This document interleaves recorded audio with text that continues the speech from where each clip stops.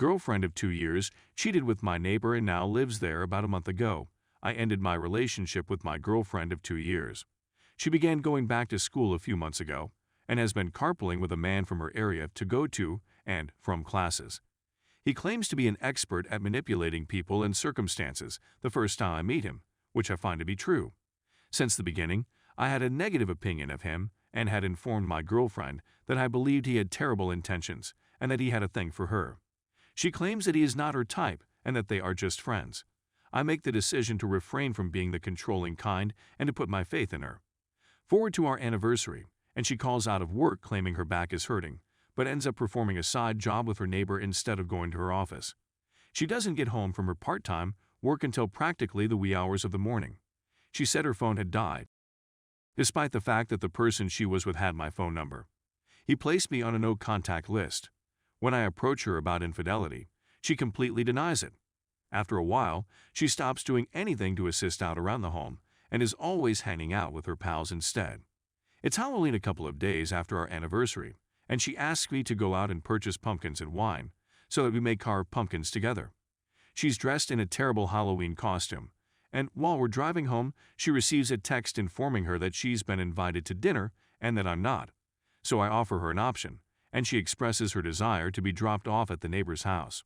So I put her there only to pick her up later, since she is clothed in newspaper and it is pouring, and I have just returned from 3 grocery shops in search of pumpkins. We return to our home and have a disagreement.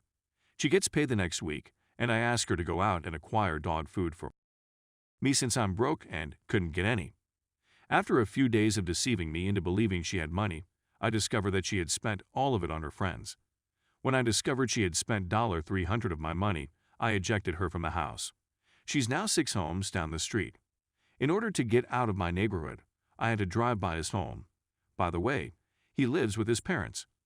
I've lately learned that he simply wants to be friends with me. I've only spoken to her on the phone once since we ended our relationship. She contacts me to inform me that someone has while she is at work. I informed her that they were probably under the impression that she was of dubious morals. Thus, they were probably okay with it. She put a stop to my progress.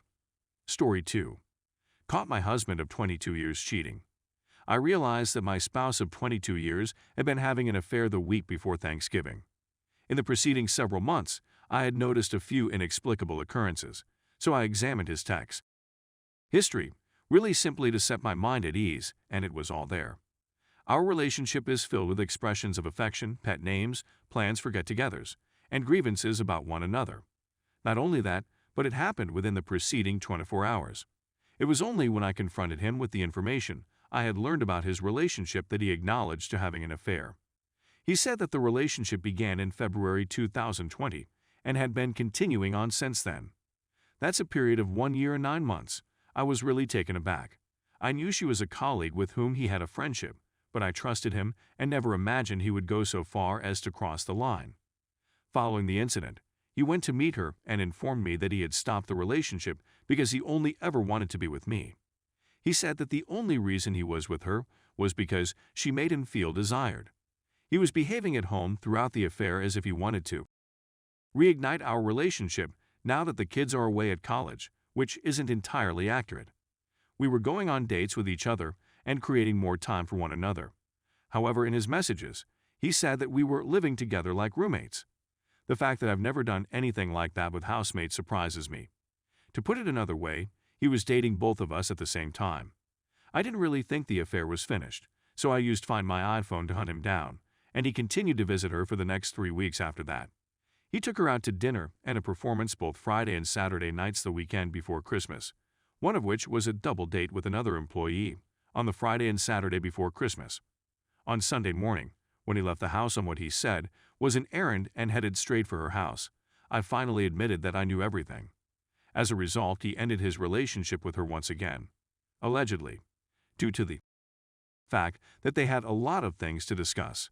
The meeting lasted 5 hours in total, and now he's stating that he wants to work through this with me in order to repair our relationship. As soon as I bring up the fact that he was seeing her as recently as 2 weeks ago, he argues that those encounters were no big issue since they didn't have sex and that the relationship was really winding down on its own. He said that they were mostly discussing their personal relationship issues.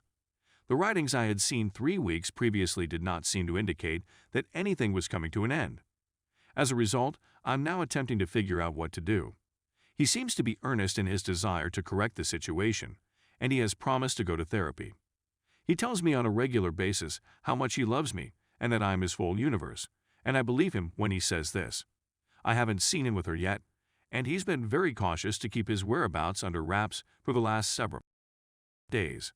I, on the other hand, feel entirely cut off from him. I can't bear to look him in the eyes, and I don't want him to touch me. I'm afraid I'll never be able to trust him in the same way again. The only thing that has prevented me from leaving or evicting him is my desire not to break his heart in the process. Yes, you did read it correctly. I'm completely stunned right now. Story 3. I had an affair with a co-worker and now she won't leave us alone.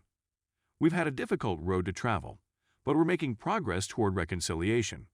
Because it was a co-worker, the first move was to resign from his position. This was the very bare least he needed to do in order to even contemplate talking to me. Even though I'd expressed concern about her being too close to me on various occasions, she had insisted that they were only friends. He was asked to alter his phone number, which he agreed to do. If she didn't leave us alone and stop contacting us, I threatened to report her to the police for harassment. In Australia, harassment is classified as a civil matter, and you can get a court order ordering them to leave you alone. All of my husband's text message history was deleted, so I have no idea what they had said to each other. When her husband went into work to drop off his laptop and other belongings, she hid out the front and waited to talk with him. When she asked him to leave him alone, he informed her it was over.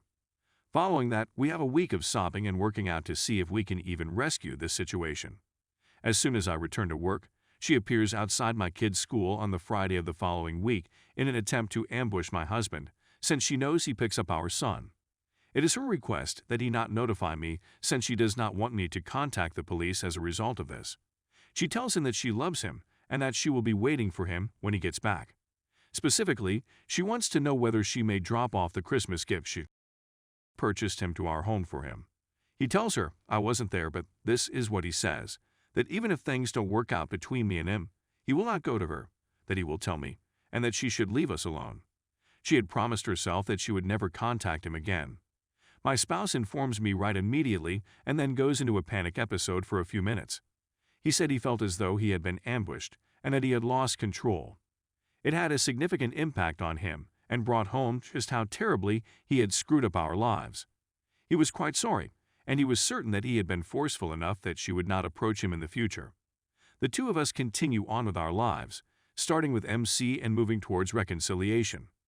We have our good days and bad days, and then we get to spend the Christmas holidays together as a family. It's difficult, and to be honest, I still think about the infidelity on a daily basis. It's the first thing that comes to mind when I wake up in the morning, and it strikes me when I'm at my most vulnerable. My spouse, on the other hand, is being responsible and is responding to any inquiries I may have. We're putting in the effort with MC and attempting to make it all come together. She messaged him on Facebook a couple of days ago, just to see how he was doing along. See, she was in a domineering relationship with someone else, and she was projecting her views onto my husband and myself. It provided her with the moral high ground from which she could seduce my husband, which she absolutely did. At no time am I implying that he is not an independent adult who made his own decisions, but she aggressively pursued him after meeting me and learning that we were married with children. So she sent him a note to ask how he was doing and to see if he needed anything.